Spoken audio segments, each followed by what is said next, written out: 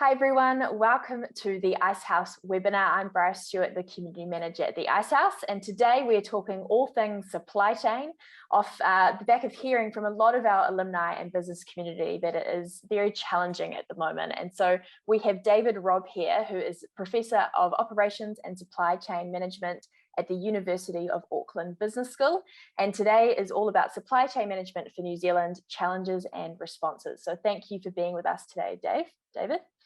Thanks, Brian. Yeah, glad to be here very much. Awesome. I'll throw it to you and you can start presenting, and then at the end we have some questions that have been asked from the community. That's great. So I hope to make this relevant to small, medium companies, start global, come down local. But you would know that around New Zealand, around the world at the moment, there's a lot of challenges. There are things getting stuck in canals. We've got congestion in many ports in the world. This is off the coast of Long Beach, California. We've got 40 ships there, so much higher idle times. We've got people saying that it's supply chain hell out there. More than that, down at the retail level, you go to almost any country in the world, you find people worried about supply chain disruption. So all over the news, we've got things around car manufacturing. There's Toyota's about to cut its production by about 40% because it's lacking computer chips, and so on and so on. And this looks like it's going to last a long time. Ironically, or maybe difficulty for New Zealand is that we may face even greater challenges, and I'm going to discuss exactly why that may be the case. So I've got 3 points in the next, say, 20 or so minutes. One is relating to how New Zealand is different or unique, and some of us maybe don't think much about this, but we need to if we're trying to make our supply chains work better. And then I'm going to go further, briefly talk about some of the issues that we've identified in New Zealand industry and threats. And based on that, and that's about half my talk, the number 1 and 2, we're going to get and spend most of our time on solutions. I've categorized those into about 7 or 8 different categories. First of all, the New Zealand environment. We happen to live in the middle of what I call the water hemisphere. So actually bang in the middle of it. So the hemisphere of Earth, which has the most water. In fact, it's only got 20% of the world's land, and that includes the Antarctic and 7% of the world's population. So this has a lot of implications for supply chains in terms of our ports and shipping, and obviously air freight is more critical for us than many other economies. So yeah, geography matters. But remoteness, can we benefit to remoteness? As we know from our famous company here, Rocket Labs, it's nice being a long way away. And I raised this because Peter Beck made this nice comment a few years ago about supply chain. Everyone thinks it's rocket science, his company, but whether it's a supply chain to do with fruit or a supply chain to do with a rocket, it's the same. And now there are differences between supply chains, but some of the things are affecting us all, affecting all kinds of supply chains. Some of the principles that I'm going to go through as I deal with solutions also apply all over. So yeah, remoteness. And if you look at New Zealand, we also have some interesting topography. We've got one of the most expensive pieces of water in the world, separating our 2 islands. We're long and narrow, and it's much more difficult and less cost efficient to run a long and narrow supply chain than one that was on, say, a round or a square country. We've got the highly mountainous regions and a lot of windy roads that my wife from Canada always tells me are very difficult to drive on at 100 kilometers an hour. So we've got challenges there in topography. And also related to topography, I guess, is our climate. We are very highly seasonal, being a long way from the equator, and the milk curve, as we're all aware of, follows pasture growth. And this impacts a lot of New Zealand. A quarter of the global dairy exports come from New Zealand, so it affects the rest of the world. When you've got seasonality, the cost of supply chains goes up. You've got to somehow work out how do you meet the peak and how do you deal with the trough. Going a bit further, rather than primary industries, many years ago I was involved with a project for Dulux in Gracefield, and we were doing some forecasting stuff for them, which went into their MRP system.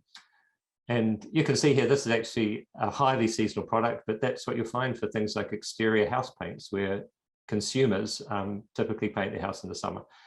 So this is a white exterior house paint. So climate, that affects supply chain in regards seasonality and how do you manage the peak. Demographically, we don't have many people living here. 10% larger than the UK, but only 7% of the population. And this impacts all kinds of things. For example, minimum order quantities become a much more pressing problem for New Zealand companies buying. There are lower economies of scale. And one thing that I'd like to show in the next slide is we have much more uncertainty of demand. So here's back to some early consulting work I did for Fletcher Steel many years ago. So this is a 4-year period of their highest selling products, actually a piece of reinforcing rod.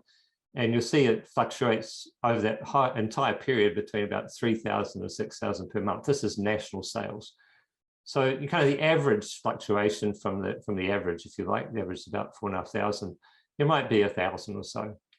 So talk about 20% fluctuation, but that's the top product. When you go further down the list, and we find this with all of our products and services in New Zealand, you get much more variability proportionately. And variability costs you money. That's one of the maxims of supply chain management. And unfortunately, New Zealand gets a whole lot more of this because we have lower total demand than you'd find if you were, say, a retailer in Europe or the US. We're also heavily dependent on trade. If you take imports and exports, our merchandise trade makes up about 40% of GDP. If you go to places like the US, it's only 20%. Obviously, they've got a much larger domestic market. But these features mean we have a very long lead times if you couple this with our remoteness. And we're very highly dependent on not just trade in general, but certain markets like dairy. About 60% or a third of our dairy exports go to China. And it's even more dependent in other sectors like forestry, is about over half, and our meat is about 40%. So when you put all these things together of our remoteness, our dependence on trade, lead times become an issue for outbound and inbound. How long does it take to get a product? And you've got to buffer yourself for these if you're managing supply chains. And we have been finding us on the brunt of that, on the end of that problem more recently. Infrastructure-wise, we do have a few ports, as we know. Some people think too many. And I think this is likely to end up meaning in the future we're going to have more hubbing going through Australia, where we're maybe not getting as many direct shipments, although that being said, there are a couple of lines that are about to head into New Zealand, it seems. In regards to airports, a lot of them struggle on occasion from closure due to fog, including Auckland and Wellington. Roading, State Highway 1, as you know, gets closed every winter, many days in the Desert Road. We've also got high congestion in our cities, and we're now have the second highest vehicle ownership rate in the world after the US. So yeah, Auckland is a problem with congestion. I know Christchurch and Wellington have similar problems. Rail, we have peculiar problems there as well. We've got an aging locomotive fleet. We've got wooden bridges still. We've got very slow parts of the network, if you think from Auckland to Whangarei, for example. Now, there's a lot more money going into this from government, but overall, we have to just sit back and think, what is our infrastructure like? And before I go on and talk about threats and so on, I want to discuss inventories. Now, inventories, you could argue, are not part of the environment. They're more a decision we make. But inventories are the heart of supply chain management, where you have them. And a lot of these are driven by these other issues around a distance from markets and so on, and the uncertainty. So let me just give you a 1-minute tour of US and then New Zealand inventories and then dive down a bit. So over the last 30 years, you can see here the manufacturing in the blue, the wholesaling in red, and the retailing inventories have gone up, as you can imagine, in the US. So we're now sitting at around nearly $1 trillion of each of these 3 different types of inventory in the US. You can see some ups and downs here that occurred during the financial crisis and COVID. Sales, of course, also change, and they've been basically going up. But if you divide the inventories by the sales, and if you're an accountant, probably shouldn't do that because we're more likely to want to divide by the cost of goods sold to see the inventory expressed as a time period, but that's all we've got at this point. Then you see what's been happening. So overall, there's been trends downwards in retail inventory over these years, largely, I think, due to better technology, the rise of distribution centres and so on. But you see what's happened in COVID. We've got massive reductions in retail inventory. And this is the most recent data as of July this year. This is not just in the US. So retail inventories are at a historic low in the US, and they are here as well. So here's the New Zealand case. I've just got data for the last 15 years here. You see the manufacturing inventories. Again, we're dividing the inventory by the sales rather than the cost of goods sold, which we can actually adjust this to work out the number of months inventory. So manufacturing inventory is a little bit higher than the US. Merchant or wholesaling in the middle of the supply chain, about 1.3, 1.4. It's not too different from the US. Our retail inventories have been very low compared to the US for a long period of time. And I think this relates in part to lower variety. I don't think it's related to margin, but it may also be related to lower availability of product. But you see our inventories have also dropped. And over the COVID period, in particular, we've had drops in auto parts and fully built up automobiles, like in dealerships, also apparel. These have been the main areas where we've had drops. We've not had huge drops in food, but what we've seen is that certain types of products are short. Now, let's dive down a little bit into retailing. And I've gone back here just before COVID, because obviously, as you know, a few things went wrong, but we can get some insights here. The circles here represent different parts of the retail environment. So up here, we've got recreational goods, but department stores, apparel is here, supermarkets, the green down on the right. And the size of that bubble is how much inventory there is. You can see the largest one here is motor vehicles and parts. Fuel retailing here. So you know what the size is? It relates to the size of the amount of inventory in billions of dollars. But what we've also got here is some average monthly sales. So obviously supermarkets have more sales than auto, but when you divide the sales, the inventory rather, by the monthly sales, you get a measure of how intense the inventory is in those sectors. So you wouldn't expect to hold 6 months inventory of fuel. And we know fuel retailers are being supplied very frequently by Z Energy and so on. But what I'd point out here is the ones who have lots of inventory are the ones where you have lots of variety. For example, different sizes of apparel and shoes. And the ones who have got very high volume, like in supermarket sales to the right here, we tend to be able to have less stock in months. And so this looks like a half a month. It's actually about 2 weeks here. But if you think about the margin, we have to divide this number here also by the margin, or to gross it up to work out what the actual weeks of stock is in the supermarket, including distribution centres. You're looking at about several weeks inventory. And that makes sense. The perishable goods normally around the outside of a supermarket, you don't want 3 weeks inventory there. But in the interior part of the supermarket, you would have shelf-stable goods that might have a perishable in a year or more. So it differs and varies inside the store, but in general, retailers don't have a lot of inventory. So this is an important part of our environment. We need higher inventories for things where there's a lot of differentiation, different sizes, different colors, fashion items and so on. But if you've got something like fuel items, we've just got several grades, you don't need as much inventory. Now, I want to deal a little bit here with issues. So 2 years ago, I sat down with a few academics and we got 15 corporates in New Zealand into the room and we started listening to their issues and supply chain. And this is what they came up with.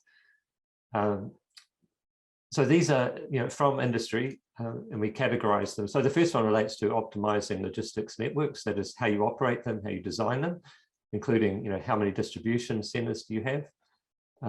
Historically, New Zealand didn't have any distribution centers. And I started working in the steel industry in the 80s. And even then, all the branches around the country were being satisfied and they were sourcing off manufacturers all around the world directly, you would have a shipment from Korea Steel, which would go into Gisborne. And gradually we started to realize that actually it made sense, even though the total distance increased, to have distribution centers. And now we have DCs. If there's just one, often it's in Auckland. If there's two, sometimes it's Auckland, Christchurch. Three, it might be Auckland, Palmerston, North Christchurch. And once you get to a certain scale, these things make a lot of sense. You can pull the uncertainty. We don't actually know where things are going to be sold very well, but we know the total sales for the whole country much better. And you can also get over this minimum order quantity problem, where Gisborne might be ordering 10 years of stock of a product because you have to buy a ton of it.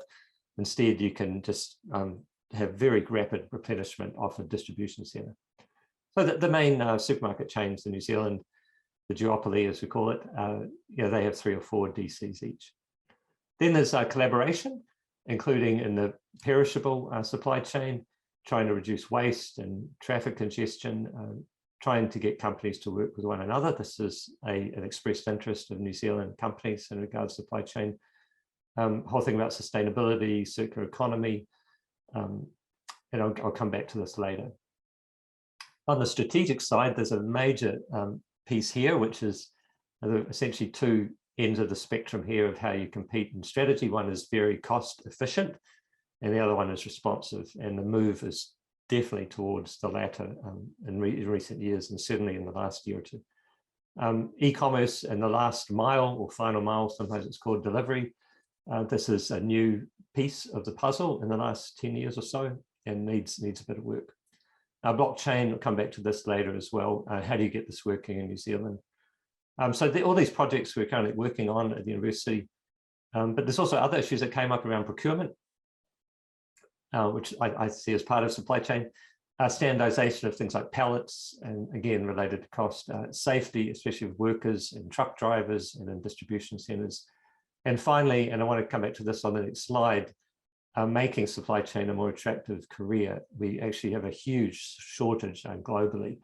So this relates to one of the threats I had, but I'll start off with some of the threats that are obviously driving some of these interests of New Zealand companies relate to the environment. And here I don't mean just the environment itself, but activism and so on, how they can shut down plants and distribution links and so on. There are geopolitical threats, and the winds of that are rising. The China-US geopolitical problems at the moment, and will New Zealand have to take sides? How would they do that? Could we end up being sidelined in that?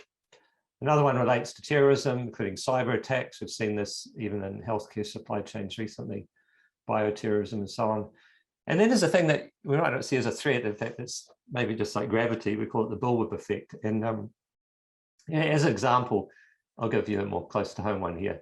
So a bullwhip effect is where you see fluctuations in the inventories and the sales, but mainly the inventories as you go through the supply chain as a function of some kind of perturbation or some kind of input into that supply chain which wasn't expected. So it might be a bit of a jolt in demand or supply. So, one example was back in 2014, we ended up with a milk glut. And this actually was also geopolitical. We had Russia, putting a ban on European dairy imports linked to the tensions in the Ukraine. At the same time, in the Middle East, there was weak demand because oil prices had gone down. And all of this led to China ending up having a large increase in inventories, and then that reduced our exports to them. But there are more close to home examples of the bullwhip effect. Just last year, we saw this, and we went into lockdown within a day or so in many supermarkets, the toilet paper shelves gone. And then I said to people, just wait a few weeks because they're not going to stop making toilet paper. And this is what happened. So, and then the cycle often repeats itself as we over adjust, we overcompensate.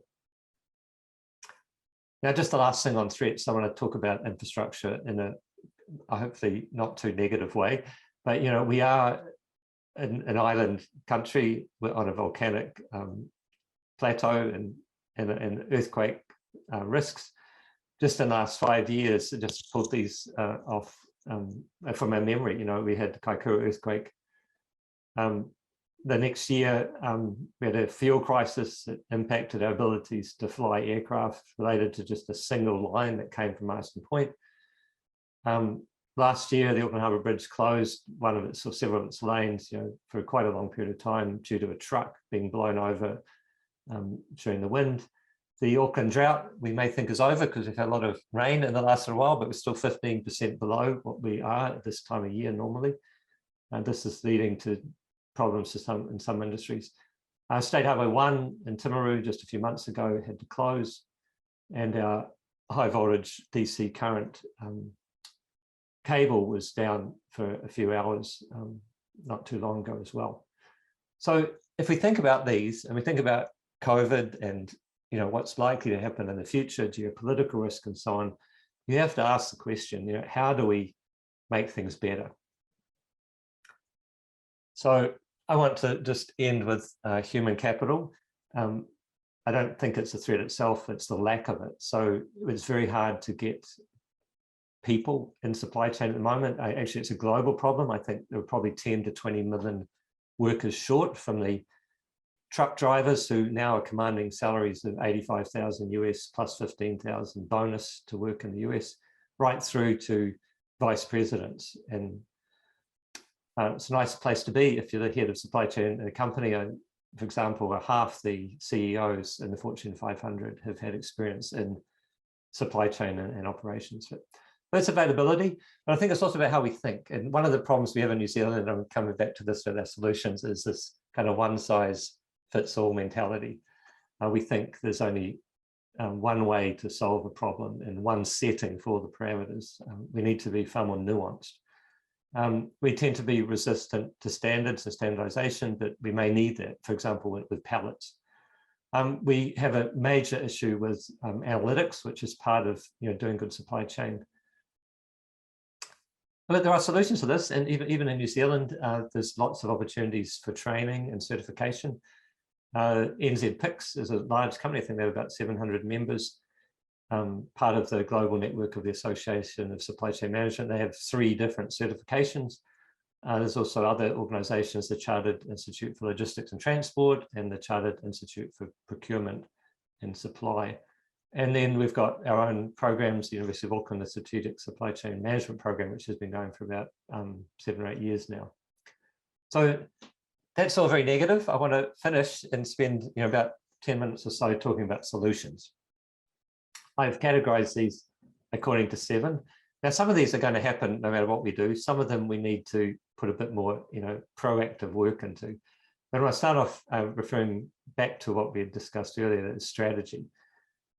It's natural and it's right in the current environment to focus less on cost and more on responsiveness and resilience. This means all kinds of things for how many suppliers we have, how much inventory we have, where it's located, how frequently we replenish. But all around the world now, if you talk to people in supply chain and in general management, there's a less of an emphasis on cost. And you can see what's happening, costs are rising. If you want to be more resilient or efficient, you need to think about metrics. How do you measure how efficient you are or responsive or resilient? And in regards to the latter, we have metrics that have come out of MIT recently, time to recover, the time to survive. And I'd like to suggest here that we need to start thinking about what these values are for our companies and measuring them, and even using them and even auditing them. There's a business opportunity here, I believe. Maybe I can push it a bit further here. No one would think of designing a building or a dam without thinking about, how will it withstand a 1 in 100 year flood? We have stress testing of banks all the time, but do we stress test supply chains? Do we design them for a 1 in 100 year event? Now, when we have had these incredibly stressful times throughout supply chains, whether it's worker availability, whether it's port congestion, whether it's closures of plant, when we've had this, at least take the opportunity to start measuring things. Third solution area, which is probably the most contentious, is around reshoring or onshoring our manufacturing capability. We know that we've lost a lot of manufacturing capability in recent years in New Zealand. And some of that I think is okay. There is, however, now, and even through some of the earlier disasters, the tsunami and flooding, a lot of major international companies, including Toyota, have said, okay, we can't just have one plant globally. We need a regional strategy. So we might have multiple plants. So they're going for regional strategies. After COVID, there's a lot of calls for more PPE manufacturing and so on in New Zealand. So my own view is we need to take a bit of a moderate approach. I don't think we need to close up shop and become an island nation which doesn't import or export. It's never going to happen. It shouldn't. We should still be importing, but there are some things we may want to bring onshore again. We may decide instead of that to bring inventory and hold more inventory, as I'll show on the next slide. Ironically, the opposite is happening. It looks like Marsden Point oil refinery refining capacity is going to be turned off. I read recently that 2 of our 4 toilet paper manufacturing plants are about to close. So, odd things happen. But another issue here is if we're not going to be doing it within New Zealand, how do we source and how many companies and countries do we source from? And I think we're going to see far more resilience coming from dual sourcing. So having different eggs in one's basket. I just want to talk a little bit about this whole thing of lead times, because when we're sourcing internationally, it's not just the time, which can be months, but it's also how much variability there is. Here's a little slide I have made a few years ago. This is it's a steel company, a merchandiser in New Zealand. And on the horizontal axis here, we have the lead time in days predicted. So here's these products here from the supplier, which is in green. I can't tell you what the supplier is, but it's offshore. About 3 months here. Other suppliers take 6 months, to get the product into New Zealand. This one, maybe this is a domestic supplier, but the supply time here might be about 5 or 6 weeks instead. So you can see there's a general trend upwards here. The standard deviation lead time, that's how variable the lead time is, so how much uncertainty or volatility there is. It typically goes up, but it's not perfect. So this red supplier, for example, or the green supplier, I should say, has a lower, for the same lead time, has a much lower variability. In other words, how much fluctuation there is in that, how well you can forecast it, than does this orangey supply here.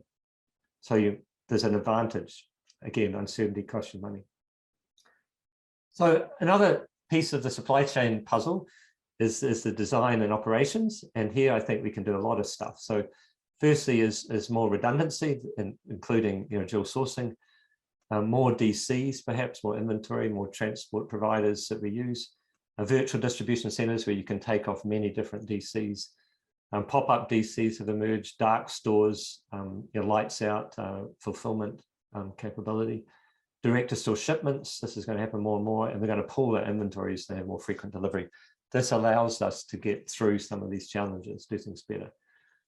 As you know, when we hit the COVID crisis last year, we found our PPE, that is Tamiflu and so on.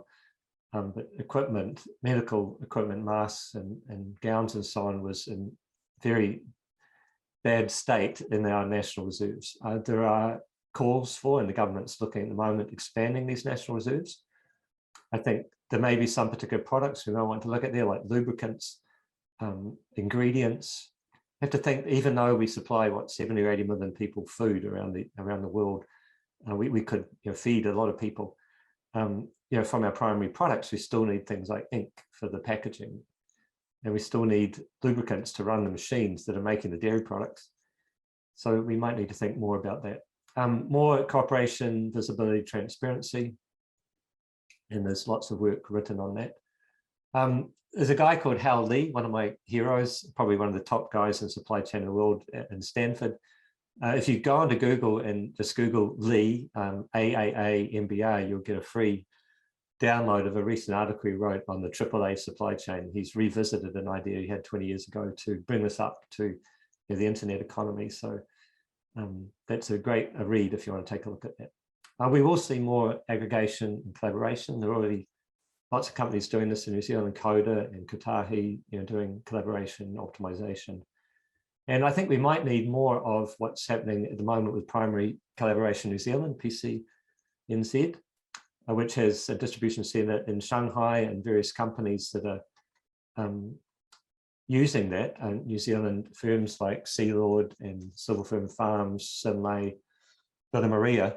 We may need something like that, maybe even it's an Asia hub for New Zealand. And then there's the last mile improvements.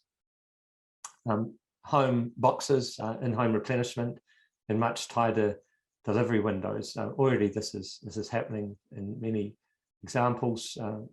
So that these home boxes and food boxes during COVID started with New World and themarket.com and Trade Me were using this. So that's those. Here's a question for you about sourcing. There's some work I did for a lighting products retailer a while back. So this is a white plastic recessed downlight. And the average demand for the whole country of this is a large lighting products retailer in New Zealand is 14 per day. That's actually quite a high seller, and it fluctuates standard deviation of 12. So should you buy locally or offshore to China? Well, if you buy locally, the lead time's 5 days. You can order once a week. If you go off China, it's several months. The supply chain costs are more from China as a percent of the product costs. These costs include holding inventory, the cost of shortages, making the order, and so on. So landed cost, however, from the China side is a lot lower. And if you take 6%, it's a higher percentage of, in this case, a much lower number. You still get a higher value, but the total costs are much cheaper. So it's a no-brainer, right? We buy off China. Then what happens if China goes down? Well, then you may decide to buy domestically. But just looking at these numbers here, this 1%, 6%, these are supply chain costs as a percent of product costs. When you offshore, when you buy, the lead times typically go up. And there was a rule set by a guy called Joe Blackburn called the 1% rule. I've written with this guy before. The rule is that if you add a week to the supply chain, the lead time, your costs as a percent of product costs won't go up more than 1% per week. And this meets that rule. So it's just a kind of a benchmark that you can use if you're thinking about offshoring or onshoring. So in this case, the effects of the lower procurement costs, outweigh those longer lead times and all those costs. However, another study was done recently about 500,000 shipments that went into the US and said every 1% shift that you went from domestic to global, that means offshoring, if you like, your inventory investment, that's in dollars, actually went up. So in this case here, the lower unit costs were outweighed by the higher inventory. So you've got to consider your context. That's what I like to point out there. Ironically, after this study was done, about the lighting products, the domestic manufacturer closed shop. So you can only buy externally now at the moment. Now, last slide, almost technology solutions. There's a lot of stuff working in this space. There's a big list there, I know, but I think we have some issues there that need dealing with. Just want to talk a bit about blockchain. It's already operating in New Zealand. We have Carbon Click, for example, which some of the vendors that have using them are Thunderpants and the Wire Wrapper. A trade window has been set up, and Greenlee, which is a beef producer in the Waikato, is using them. We've got Trust Alliance. So things are happening in the blockchain space to make for more traceability, more efficiency, and so on in supply chains. The analytics side I mentioned earlier, I think we have a weakness here. We do need better abilities to incorporate uncertainty around demands and lead time when we make decisions. Using things like digital twins and simulation. There's lots of tools and resources out there to do that.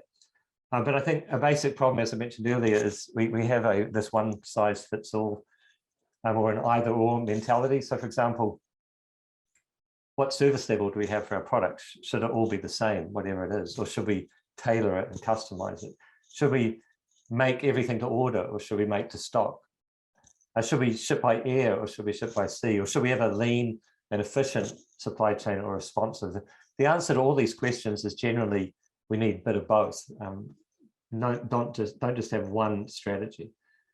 And finally, around products, if you think about solutions here, we can have much better use of part commonality, which enables us to forecast more easily, a modular design of products, a postponement of the differentiation of the product, and mass customization. There's a whole lot of literature on that.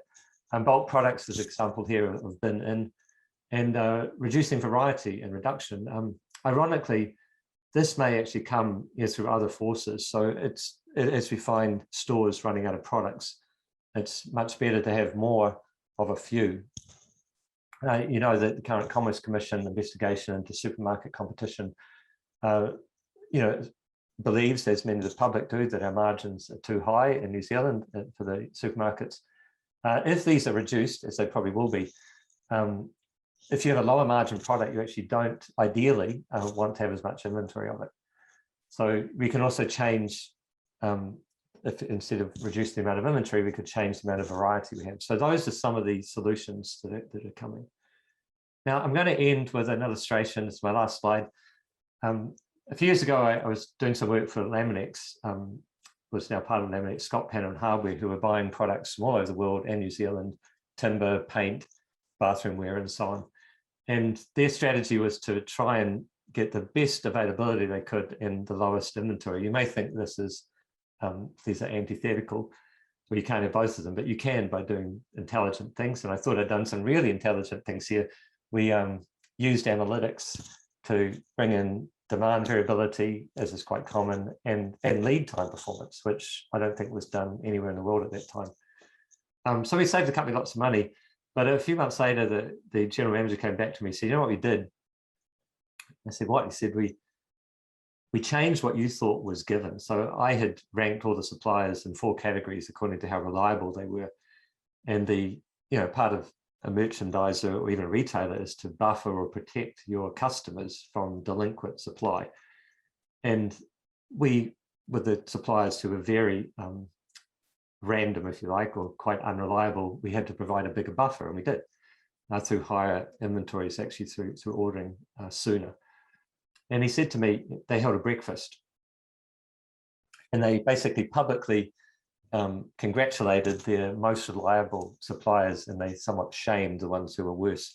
And this particular event took their supply chain performance, the supplier performance, up incredibly.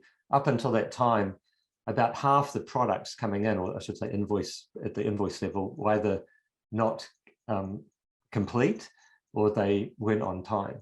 And after they had this breakfast, that rose to something over 90%. So you don't have to think in supply chains that it's either an analytics solution where you have to do things more intelligently and optimize, or you're going to do things creatively. We actually have to start thinking about doing both of these things. So that's all for me at the moment. Happy to take any questions you might have. Oh, that's brilliant. Thank you so much, David. What a great deep dive into supply chain. I know that our business owners and community will get a lot out of this resource, so thank you. And I like that last example you just did. Sort of made me think that as well as technology and analytics, a relationship with your suppliers can be really important too. So brilliant, thank you. I do have a couple of questions. First one being, so you've given us a list of potential improvement areas for supply chain management in New Zealand. Can you give us some tips for how small, medium-sized businesses can find ways that fit their needs specifically? Yeah, so I'm just going to give one idea, and you can form it into whatever you like, but I'd say think about something like a sandbox. And for the industry you're in and your current enterprise, think about the 3 flows that go on in supply chain. So the most obvious one is product, moving up and down through a supply chain. But the other one is information. And the third one is finance. And these 3 different flows actually go in 3 different directions. So traditionally we think of products going from the supplier all the way down to the customer, but they also go the other direction. And they also go at the lateral level between companies in the same level of supply chain. The same thing happens with information. We think, oh, information normally goes from the customer, they place an order on the supplier. But they also go the other way. The supplier can provide information to the customer about the availability of product, when it's being made, how far it is through the shipment or the transport chain. And then there's finance. We typically think finance always goes, the customers pay for what they do, but there's also supply chain finance, one of the hot topics at the moment. So think about those three flows and those three different directions. And for each of those 9 different cells, start to think about how you can make whatever's going on in that little cell more efficient, more effective. And you have to go outside the box for this, outside the sandbox, I should say. I'm mixing metaphors. For example, products going upward through the supply chain. The warehouse is doing a product take-back experiment at the moment, like a pilot. There's also things like upcycling and reverse logistics, where products are going back through the supply chain. And then also think critically about whether what's going on in that space is right or wrong. So in the finance side, we have trade finance, we have trade credit. I think that this is actually quite particular to New Zealand and to Australia to some extent. The 20th of the month trade credit terms, which are still around, are actually the bane of the industry. They create all kinds of cycles and lack of availability, probably congestion as well. So moving that, say, from what's called date terms to day terms trade credit may be a better solution. So that's just kind of like a checklist going into those 9 cells, thinking about how to make things more efficient or effective by adding things, by collaboration, by information sharing, and so on. So yeah, a lot of the solutions here, they need creativity and they may need cooperation. Yeah, nice. And specific to, each different business as well, which will look different for each one. Great. Another one, how can an organization assess uncertainty and then take it into account when making supply chain decisions, including procurement? So uncertainty occurs in 3 different places in general. So one is the most obvious one we face in supply chains, demand uncertainty. And I was talking to the ports of Auckland the other day, they just have no idea of the demand, what ships are going to come in, and people don't know how consumers are going to respond. We all thought during COVID, consumers are going to stop buying, and they did stop buying a whole lot of things. Yeah, consumers started buying things in spades and buying exercycles and home building products. Yeah. So there's demand uncertainty. There's also supply uncertainty, which we talked about earlier. And then there's internal uncertainty about, whether people are coming to work, whether machines are up or down. So for all of those types of uncertainty, we need metrics. And, metrics could be like the average absolute percentage deviation. And you could categorize them by level. For example, those different suppliers I mentioned, we had 1, 2, 3, 4, the 4 being the most delinquent, who had the highest percentage deviation. And then you use these metrics to make these better decisions. It might be like, when do you place an order for a product? How much do you order? But also staffing levels. And so there are analytics pieces to this. You can't just kind of suck it and see which way the wind's blowing. You need a bit more business intelligence. Yeah, totally. I like that idea of metrics. Otherwise, you're going in quite blind, and you're not able to sort of measure the success or the challenges that you've had previously, and then improve as you go. Right. So very, very important. I like that point. Yeah, cool. Another one here is, in the current environment, what types of products should organizations consider ordering sooner? I think this is a really great question. It's definitely on the forefront of business owners' minds. Another way to put that is, instead of sooner, what I mean is you'd hold a larger insurance for it, as in higher buffer, higher what we call safety stock. So I'm going to go through the 3 pieces here and do this in about 30 seconds. One is on the demand side, products which have more uncertain demand, you need to be ordering those sooner, have a higher inventory. Then on the supply side, you've got any product which has fewer suppliers and or brands. So if there's only one brand or one product or one supplier, you probably want more of that. Anything with longer lead times, including imports. But then the product itself, highly critical items where the cost of being out is very high. And this could mean, that your customers have issues, or it runs equipment, you can't run the equipment anymore. Products with long shelf life, obviously, are more candidates for this. If it's highly perishable, you don't want to be having higher buffer inventories. Products where there's limited depreciation or obsolescence. So you don't want to order, 2 years of computer equipment or tomatoes, right? Yeah. Products where there's limited substitutability. So if you have a computer cartridge for your printer and there's only one that will fit it, you're going to want to do that. Some products are more substitutable than others. Like if you're buying cosmetics for your favorite person, maybe they only like a particular brand or a particular type of wine. So, the beauty, and in this case, substitutability, is in the eye of the beholder. And then, the last one is if it's there's a high level of dependence of this product with other products. So maybe it's needed as a component, and if you don't have that product, you can't make something, or it's an ingredient for something else. So all of those are, if you tick all those boxes, then those are definitely candidates to be holding more of in this moment. Yeah, brilliant. Really good thought. That's great. Cool. Another one we've got here is, sorry, lots of talking on your end, 20 million questions, but another one we've got is, what are some innovative ways that you have seen businesses deal with the current challenges? Are there any examples of businesses that are doing it well? So yeah, I like this question, and in a way it's very hard to answer because it's hard to get information from, for example, financial statements. You can't see what the customer service level is from a financial statement, and also, although you can see for a publicly listed company, you can get inventory, it doesn't tell you anything about the age of the stock, or whether you've got a lot of excesses with some products and a lot of shortages with others. So you can have optimal inventory in aggregate, but the balance or the mix is shot. And so it's hard to find this, but I think as a few examples, over the last few months, I've been talking to some retailers and building supplies firms who, when COVID hit last year, they were somewhat contrarian. Someone with maybe because they foresight said that things are looking bad, and although we think demand might drop, we also think maybe it's going to go up. So they actually ordered more, or in the case, didn't order a lot less, compared to their competitors. And now these companies are just swimming in money and supplying their competitors at very high margins. Other examples, I think Fisher & Paykel Healthcare has done pretty well, and I know a bit about how they've been doing it. So they've been incredibly focused on just doing one thing really well.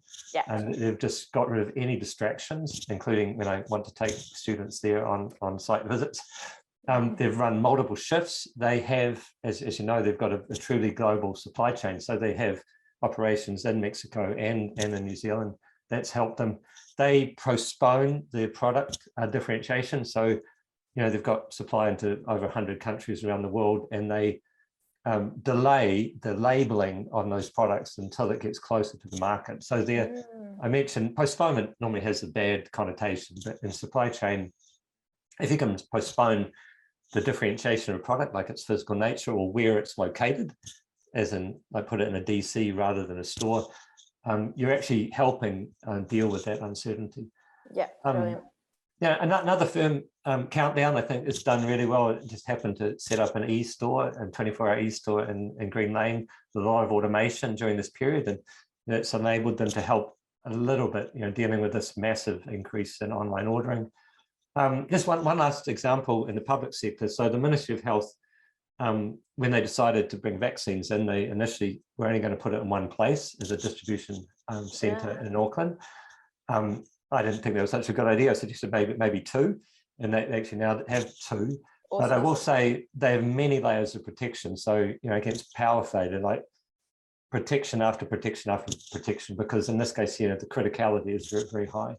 And, lockdown has spurred a lot of innovation in New Zealand. I think, think about the food boxes I mentioned earlier and so on. Yes, so true. And that's a thought that when you're getting items in that are so important, like these vaccinations and PPE gear and stuff, having backup plans if things go wrong to the actual location that they're stored in is so important. So many factors go into supply chain, which we've definitely learnt today, that's for sure. You've mentioned some technology and analytics developments that are happening. How do you think these are being utilised in New Zealand and maybe compared to the rest of the world? So firstly, there's a vast spectrum. So some firms in New Zealand, I think on this side, we're actually not doing very well. They lack just the basic building blocks for supply chain. So some firms, I could list them if you wanted, but I know firms in the health sector and retail and wholesaling that don't even forecast the demand for their products. So they have an aggregate forecast, maybe for the dollars, the finance, but they don't forecast. A lot of firms have very poor inventory accuracy. So if you go into a store and you see it says that the information system says there's 25 there, and there's only 20 or there's only 5, and you can run into a vicious cycle here. There's a thing called a phantom stock out where you don't actually know that you're out of stock, but you are. And so that leads to this horrible situation where, let's say you would normally order if you had 5, you think you have 10, so you're not ordering, but you're also not selling because you don't have anything. And these happen everywhere from libraries down to supermarkets and so on. And the last thing I'd say, probably the most important, is, and lots of my friends in industry would echo this, is that New Zealand companies in general don't have very good supply chain planning, or sometimes we call it supply and operations planning, sales and operations planning. But on the other hand, there are firms in certain areas like Fonterra and Kotahi and so on that use supply chain optimization very, very well. And it doesn't have to be complicated. And a lot of New Zealand companies are actually working in this space to help companies both here and abroad, like companies like Unleashed and Sin7, which are doing some really smart things in the supply chain inventory space. Awesome. That's good examples. Cool. What, if any, upside is there in businesses having a real focus on their supply chain? Well, I mean, the first thing is improved customer service. Totally. Yeah. And you notice I didn't say reduce costs. I mean, you can have either or both of those, but as we argued earlier, most companies now want better customer service. And that actually is what I call strategy by stealth, because if you, in your industry, lift, for example, your availability from 95 to 97%, then, especially in New Zealand, where we have all these duopolies, your competitors will eventually lose customers because their customers will come to you. Yeah. And it will take them a long time to figure out that it's actually you have greater availability of product.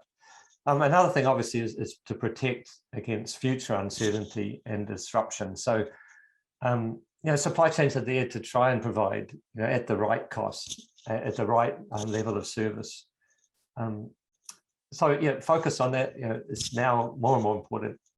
Yeah, totally. And with that last point, I guess less stress for the business owner if they can sort of forecast and see and have a good plan in place and stick with it. I know that would help the business owner sleep at night, maybe. Yeah.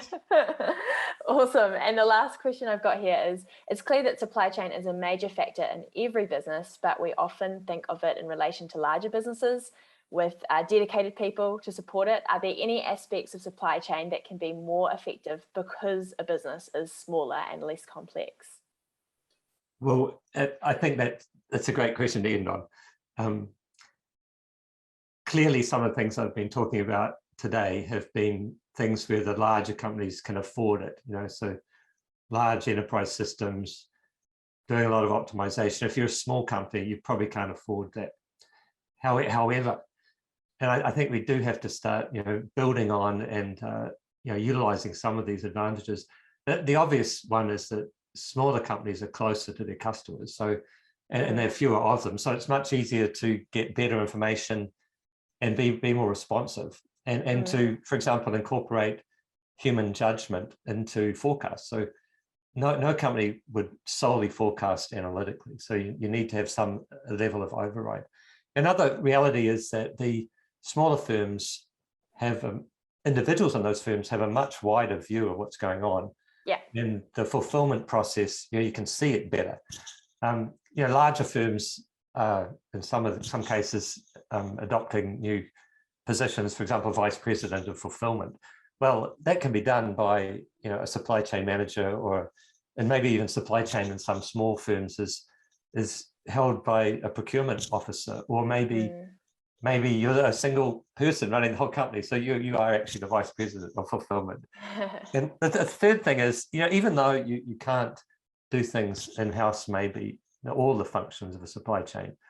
The reality is if you're outsourcing some of that, then you can pick the best of breed, right? And whether it's like a 3PL or a 4PL, logistics provider, after you've done appropriate due diligence, you have a bit more flexibility there.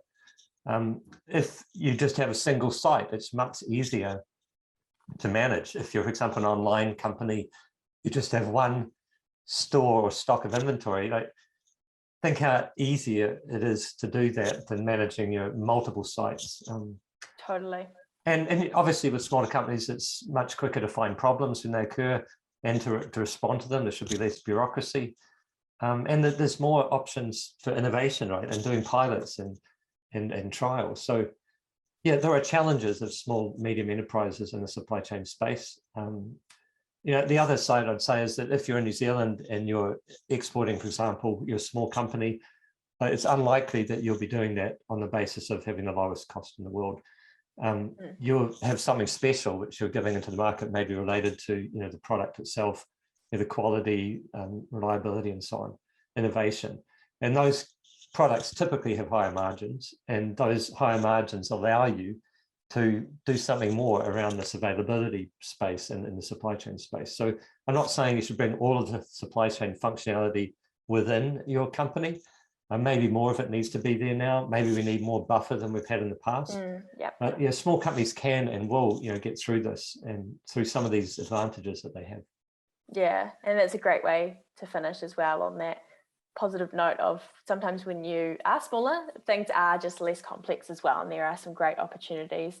But I think my head's sore from just nodding to everything the whole time. I've learned a lot, and I'm sure our business owners and community have as well. So thank you so much, David. There's some really great things here in terms of buffer times, yes, technology that people can dive into, but also training as well, and reading up and educating themselves as business owners, or maybe head of supply chain or head of operations in a small, medium-sized business, and how they can sort of better themselves and understand, so that they can go in with a bit more confidence into the future. So lots of great resources, which I'll make sure to note in the show notes. So thank you for your time, David. Really appreciate it. Oh, thanks, Brian.